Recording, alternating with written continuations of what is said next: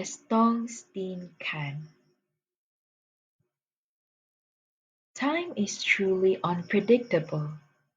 Estong, the only son of Mente and Ebyang from Singson village, Guadalupe, is a living example of the saying that life is like the bounce of a ball.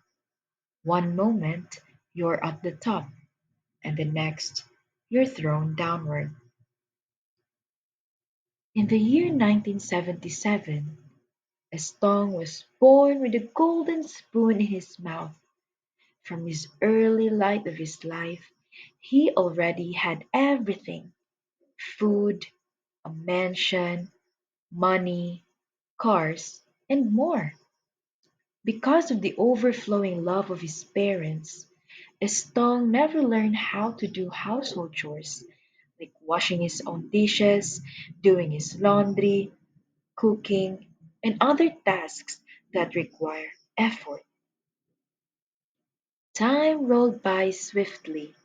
Estong eventually finished college and earned a degree in mass communication, but still did not learn how to stand on his own feet. He continued to depend on his parents, spending money he never earned himself without any sense of thrift. Estong was lazy and selfish. One night, his deep sleep was interrupted by the news that Mente and Ebyang had figured in an accident, and both had died instantly. Because of this sudden tragedy, Estong's life took a turn.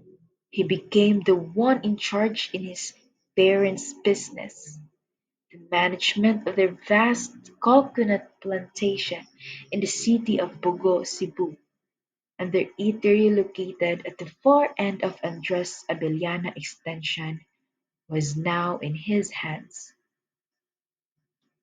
Hehe, this is what I want. No one can tell me what to do now. Come on, bye Ronnie. Bye Bebe. Let's drink all we want.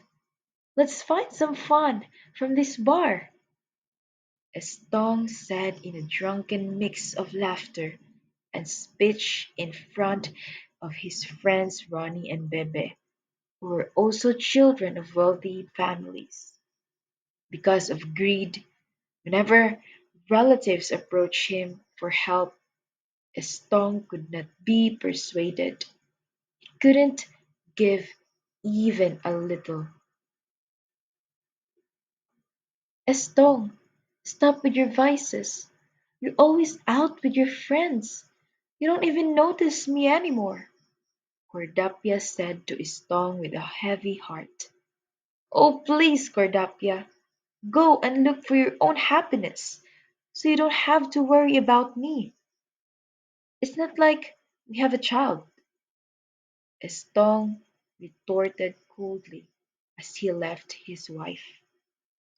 Cordapia turned away, deeply wounded and humiliated by Estong's words. But soon the business that Estong was managing collapsed. Because of his laziness, selfishness, and lack of ability, Estong mortgaged the land planted with many coconut trees and never redeemed it. The eatery, once a popular place for afternoon meals and porridge, also went under. So this is what it feels like to be completely alone in life. My wife Cordapia left me. All my possessions were stripped away by those I owed money to. People mock me, Estong muttered to himself. Full of regret, he had become like a stray dog. He bit at the air, he tugged at the oversized shirt given to him by a Chinese owner of a thrift shop in Magallanes. Estong became one of those people waiting for coins to be dropped into the can he carried beside the Santo Rosario church, constantly rained on, scorched by the sun. with no home to call his own.